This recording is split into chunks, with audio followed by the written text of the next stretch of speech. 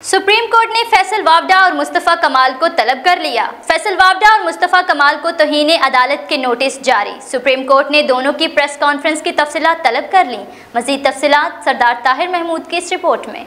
Supreme court ने फैसल वावडा और मुस्तफ़ा कमाल को ज़ाती हैसियत तलब कर लिया। अदालत ने फैसल वावडा और मुस्तफ़ा कमाल को तौहीन अदालत के नोटिस जारी कर दिए। सुप्रीम कोर्ट ने दोनों की प्रेस कॉन्फ्रेंस की तफसीलात तलब कर लीं। Chief justice of Pakistan justice Qazi Faez Isa ने केस की समाअत के दौरान रिमार्क्स दिए हैं कि अदारे को निशाना बनाने की इजाजत नहीं देंगे। सेनेटर फैसल वावडा की प्रेस कॉन्फ्रेंस पर अज खुद नोटिस केस की समाअत chief justice supreme court of Pakistan justice Qazi Faez Isa की सरबराही में 3 रुकनी बेंच ने की, जिसमें additional attorney general Amir Rehman अदालत में पेश हुए। चीफ जस्टिस ने इस्तफसार किया कि क्या आपने फैसल वावडा की प्रेस कॉन्फ्रेंस सुनी, जिस पर एडिशनल अटॉर्नी जनरल ने बताया कि मुझ तक मुकम्मल वीडियो अभी नहीं पहुंची, कुछ हिस्सा खबरों में सुना है। चीफ जस्टिस ने इस्तफसार किया कि क्या ये प्रेस कॉन्फ्रेंस तौहीन अदालत के जिम्मे में आती है।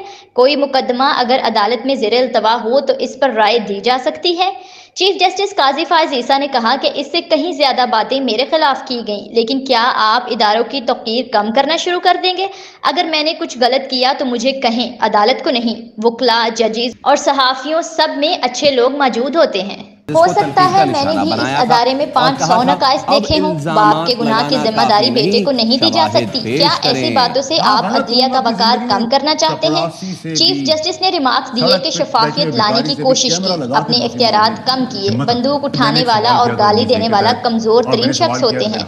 जिसके पास दलील खत्म हो वो बंदूक उठाता है या गाली देता है। एक कमिश्नर साहब उठे और कहा, मैंने इंतखाबात में धांधली करवाई। भाई बताओ तो सही, चीफ जस्टिस कैसे धांधली करवा सकता है? मजहब मुआशरों में ऐसे इल्जामात, मुहज़्ज़ब मुआशरों में ऐसे इल्जामात नहीं लगाए जाते।